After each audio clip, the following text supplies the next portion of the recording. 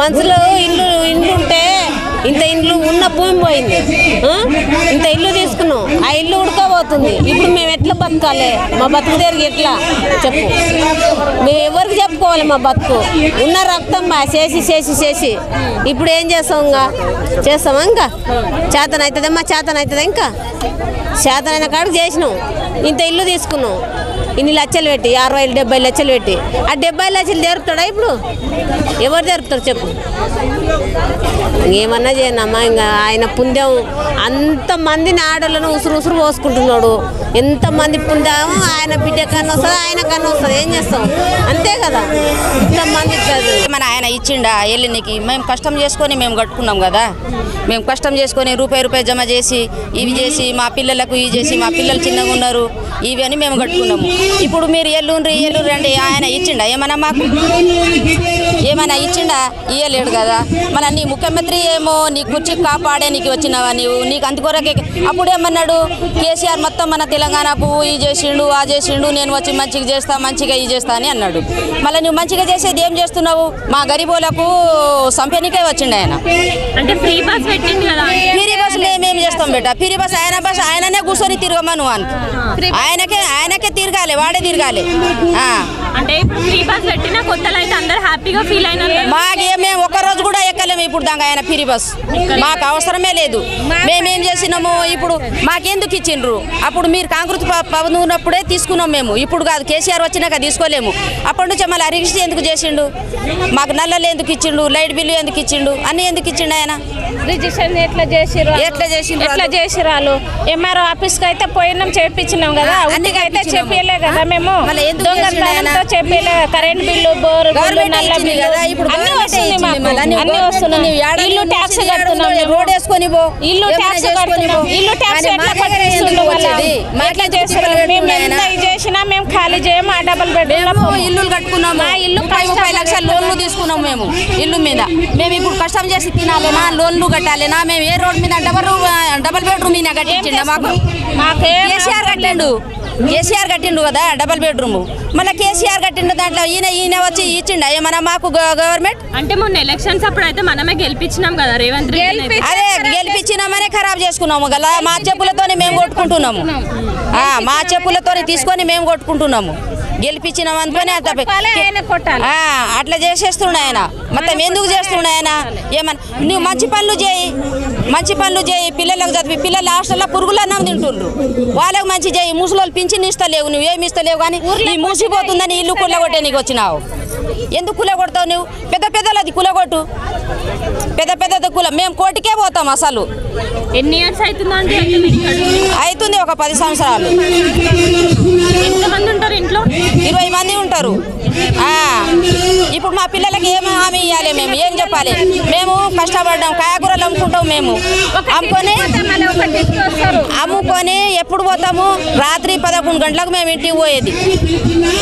అన్నికనం కష్టం చేసి మేము జమ చేసుకున్న పైసలతోనే కట్టుకున్నాము. నీ దగ్గర ఒక రూపాయి అడిగే నీకు రాలే కదా. నువ్వు ఏని హామీలు ఇచ్చినావు? మాకు అవసరమే లేదు. నీ హామీలతోనే నువ్వు చేసుకో, కానీ మా దగ్గర దాకా రావద్దు. నువ్వు ఏడ ఉందో ఆడనే మేము కబ్జా చేసి కట్టలేము కదా. ఒక కబ్జా చేసి కట్టుకున్నాము, ఒక గవర్నమెంట్ ల్యాండ్లో కట్టుకున్నాము అని లేదు కదా. మేము పైసలు పెట్టుకొని కొన్న దాంట్లోనే నువ్వు కుల కొడతా అంటే ఏం ధైర్యం నీది? ఎందుకు కుల కొడతావు? నువ్వు ఏం అవసరం అని కుల కొడతావు? మూసికి లోతుగా తోమి చేసుకొని మా దగ్గర దాకా రావద్దు. కావాలంటే నీకు దమ్ము ఉంటే మూసిలకి చేసుకో. అట్లా మా దగ్గర తినకుండా తెలంగాణ మార్పు వస్తుంది. కేసీఆర్ వెళ్ళిపోతే మార్పు వస్తుంది. ఇప్పుడు తెలంగాణ అవసరం లేదు మాకు. మా ఉన్నాడు మా చిన్న పిల్లలు ఉన్నారు. మా భర్త హార్ట్ ఆపరేషన్ ఉంది. హార్ట్ ఆపరేషన్ అయింది మనమనే ఈ గొడవతోనే అయింది. ఈయన ఈ చేసి నిన్న ఆడ వస్తే కూడా అంత గడబడ అయితే గొల్లం వేసి నేను బయటికి వెళ్ళిన, ఆయనకి ఇంట్లోకి వెళ్ళి బయటికి వెళ్ళలే. ఇప్పుడు మా సావుకు ఆయననే కదా గురువు. ఇప్పుడు ఏమైనా అయితే ఇప్పుడు ఏమైనా ఇస్తాడు, బాధ్యత ఇస్తాడా మాకు ఆయన? రేపన్నాడు ఏమైనా అవుతాడు, రేపు ఏమైనా అవుతాడు. మళ్ళీ ఎవరు బాధ్యత? మళ్ళీ ఆయన ఆడపిల్లలు అంతా కండది ఇది చేసుకుంటుండు కదా, మళ్ళీ ఆయనకే జరుగుతుంది. కానీ చాలా ఏడ అయిపోతాడో ఏం చేస్తాడో కానీ ఆయన అయితే ఇది అంత జాలి లేదు ఆయనకు. నిన్న ఆడబిడ్డలు పోయి పరిధిభూములలో ఇది చేస్తే ఖాళీ అందరికీ కళ్ళలో నీళ్ళు వస్తే కూడా ఆయనకు జాలి పుడతలేదు. అంతగానం కట్టిన మనిషి ఎందుకు గెలిపించినావు? నువ్వు మంచిగా చూస్తా, నేను మంచిగా ఇది చేస్తా, తెలంగాణ మంచిగా ఇది చేసేస్తా, అందరు కేసీఆర్ పాడు చేసేసిండు, నేను మంచిగా వచ్చి చేస్తా అని అంటే మాకు పాడు చేయనీకి వచ్చిండు ఆయన. ఇప్పుడు మాకు పాడు చేయనీకి వచ్చిండు ఆయన. ఈ పబ్లిక్ ఆయన ఇప్పుడు అట్లా చేసేస్తుండు. ఎందుకు చేస్తాడు? ఈయన వచ్చి 9 నెలల్లో ఈయన వచ్చి మంచిగా చేస్తుండు. సరే అయితే అందరు ఊసురు పోసుకుంటా ఈయన చేస్తుండు. గత ప్రభుత్వాలలో అయితే ఇలాంటి అట్లా చేస్తుండు ఆయన. ఎవడన్నా చేసిన ఈయన తెలంగాణలో పుట్టిండు, తెలంగాణనే ఉన్నాడు కదా, మళ్ళీ ఏ ప్రభుత్వం ఇప్పుడు ఈ రూలింగ్ గవర్నమెంట్ వచ్చి కొత్తగా సుందరీకరణ చేస్తాను, మూసి సుందరీకరణ 1,50,000 కోట్ల 1,50,000 కోట్లతో ఏదైతే జరగబోతుంది అని చెప్పారో, సో దాని గురించి ఎంతోమంది బాధితులు బాధితులు అవుతున్నారు. సో ఆ బాధితులందరూ కలిసి ఈరోజు ఇక్కడ ఒక మీటింగ్ పెట్టడం జరిగింది. అసలు ఎక్కడో ఉంది చూడండి, అక్కడ మూసి ఏదైతే ఉందో చాలా దూరంలో ఉంది. ఇక్కడ వరకు ఆల్మోస్ట్ ఇక్కడ వరకు బ్లూ బఫర్ జోన్ లాగా పెట్టారు. మీరు 2016 కానీ అంతకుముందు కానీ ఏదైతే ఉందో ఈ బ్యూటిఫికేషన్ అనేది అసలు 2000 నుంచి కూడా ఏదైతే ఉందో సుందరీకరణ చేయాలని అనుకున్నారు. సో అప్పటిది కూడా మీకు ప్లాన్స్ ఉన్నాయి. సో అదేంటంటే స్ట్రేట్ అవే ఎలా అయితే మూసీ రివర్ ఉందో ఆ మూసీ రివర్ ప్రకారమే దట్ ఈస్ గోయింగ్ యాక్చువల్లీ. ఇప్పుడు ఈ కొత్తది ఏం చేస్తారు చాలా సర్ప్రైజింగ్గా, మరి అసలు వాళ్ళు ఎలాంటి సమీక్షలు చేశారు, ఏం చేశారు అనేది మనకి తెలియదు. సో దాని సడన్గా ఏంటంటే పెరిగిపోయింది ఎక్స్టెంట్ ఏదైతే ఉందో. ఇప్పుడు మీరు ఇదన్నీ చూస్తారు, ఈ ల్యాండ్స్ ఏవైతే ఉన్నాయో ఆల్మోస్ట్ ఇక్కడ వరకు ఎఫెక్ట్ అవుతుంది. ఇదంతా patta land actually. This is all patta land, okay, belonging to శెట్టిగారి పాండయ్య, వనం దుర్గయ్య గారు, ఓకే, పురుషోత్తం గారు, ప్లస్ పెంటారెడ్డి గారు, గంగిరెడ్డి సత్తిరెడ్డి గారు, సోమారం ఏదైతే ఉందో మైసయ్య గారు. సో వీళ్ళందరికీ సంబంధించిన పర్టికులర్ పట్టా ల్యాండ్స్ ఇవి.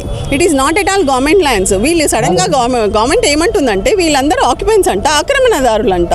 సో వాళ్ళకి ఆ మాట వింటేనే చాలా బాధ అనిపిస్తుంది. ఇవన్నీ అప్రూవ్డ్ లేఅవుట్స్, ఓకే, ఏదైతే ఉందో హెచ్ఎండిఏ కూడా అప్రూవల్ లేఅవుట్స్ ఉన్నాయి, ప్రతి ఒక్కరికి పర్మిషన్స్ ఉన్నాయి, పెద్ద పెద్ద అపార్ట్మెంట్స్ ఇవన్నీ. అసలు ఇలా తీసుకుంటూ వెళ్తే అక్కడ చాలా పెద్ద అపార్ట్మెంట్స్ అన్నీ ఎఫెక్ట్ అవుతున్నాయి. సో అవన్నీ ఎప్పుడో 2004, 2006, 2002లోనే వాళ్ళకి పర్మిషన్స్ వచ్చి కట్టుకొని ఆల్మోస్ట్ 18-20 సంవత్సరాల నుంచి అందరు పబ్లిక్ ఉంటున్నారు. సో ఈరోజు ఫైండ్ అందరూ గౌరవంగా వర్క్ చేసుకుంటూ మంచి సాఫ్ట్వేర్ ఎంప్లాయీస్ ఉన్నారు, మంచి మంచి ఉద్యోగాలు చేసుకుంటూ గవర్నమెంట్ అథారిటీస్లో కూడా ఉన్నారు, ప్రైవేట్ అథారిటీస్లో ఉన్నారు. సో వాళ్ళు లోన్లు తీసుకొని కట్టుకున్నది సడన్గా వచ్చి డెమాలిషన్ చేస్తా అంటే వాళ్ళు ఎక్కడ పోతారు? సో ఎలాంటి న్యాయ సమీక్ష లేకుండా ఒక చట్టబద్ధత లేని ఒక జీవోని తీసుకొచ్చి ఇదైతే అమానుష కార్యక్రమాలు చేస్తున్నారో ఇది గవర్నమెంట్ ఇమీడియట్గా ఆపేస్తేనే మంచిది అందరికీ. అంటే ఆల్రెడీ స్ట్రైక్ అయితే స్టాప్ చేసేసినారని చెప్తున్నారు కదా, ఏదంటున్నారు? డెమాలిషన్ మొత్తం ఇప్పుడు ఏం జరగదు, ఆపేసినారు యాక్చువల్గా. అది ఏదైతే ఉందో ప్రెస్ మీట్లో వాళ్ళు ఇప్పుడు ఒక మినిస్టర్ వస్తారు, ఒక ఎమ్మెల్యే అంటారు చేయట్లేదు అంటారు, తర్వాత మధ్యాహ్నం ఇంకొక ఎమ్మెల్యే ఆర్ మినిస్టర్ చెప్తారు మేము ఆగము, మేము మళ్ళీ ప్రొసీడ్ అవుతామంటారు. ఈవినింగ్ కూడా ఒక చాలా పెద్ద లీడర్, కాంగ్రెస్కి సంబంధించిన మహిళా లీడరు, మీరు వినే ఉంటారు అక్కడ, I don't want to take the name, తను కూడా నేను టీవీలో చూశాను. తను కూడా మేము ఆగాము, మేము ప్రొసీడ్ అయిపోతాము. మరి చిన్నపిల్లలు కదా, చిన్నపిల్లలకి పుస్తకాలు, స్కూళ్ళు అవన్నీ ఎలా అంటే మేము చాలా ఫ్రీ స్కూళ్ళు కట్టించాము, ఆ ఫ్రీ స్కూళ్ళలో చదువుతారు, పుస్తకాలు కూడా ఫ్రీగా ఇస్తామంటున్నారు. కానీ సరే ఈ బ్యూటిఫికేషన్ గురించి ఏదైతే అంటున్నారో ఆ ఎక్స్టెంట్, పాత ఎక్స్టెంట్ని బట్టే మేము ప్రొసీడ్ అవుతాము, ఎవరి ఇల్లులు కూడా ఇల్లీగల్గా డెమాలిషన్ చెయ్యము అనే మాట మటుకు అనట్లేదు. సో మనకి కాన్ఫిడెన్స్ ఎలా వస్తుంది ఇది ఆపేస్తున్నారని? ఏదన్నా కూడా అథెంటికేటెడ్గా ఒక ప్రెస్ రిలీజ్ చేసేసి as we're going to stop this one for some time అంటే కొంచెం వాళ్ళు పీస్ఫుల్గా ఉంటారు. ఎంతమంది చెప్తున్నారు వాళ్ళకి రాత్రులు నిద్ర లేదు, రాత్రి పడుకుంటే పొద్దున్న లేస్తామా లేదా తెలియదు, గుండెపోటు అనిపిస్తుంది, దే ఆర్ గెటింగ్ లైక్ చాలా టెన్షన్స్ ఫీల్ అవుతున్నారు, హై బీపీ లెవెల్స్ పెరిగిపోతున్నాయి. అంత టెన్షన్ సడన్గా పబ్లిక్కి పెట్టాల్సిన అవసరం ఏముంది? సో ఇది కంప్లీట్గా అమానుషం. ఇది ఏదైతే ఉందో జీవోని కాల్ ఆఫ్ చేసుకోవడమే ప్రభుత్వానికి కరెక్ట్. ఈ టైంలో అట్లీస్ట్ ఛాన్స్ ఇవ్వాలి పబ్లిక్కి, ప్లస్ వాళ్ళ ప్రాపర్టీస్ని ప్రొటెక్ట్ చేయాలి, వాళ్ళని మంచిగా వాళ్ళు హ్యాపీగా జీవించేటట్టు మనం చూసుకోవాలి ప్రజాపాలన అంటే. సో ఆ ప్రజాపాలన ఏదైతే అనుకున్నారో దాన్ని అలా ప్రొసీడ్ చేయడమే కరెక్ట్ అవుతుంది.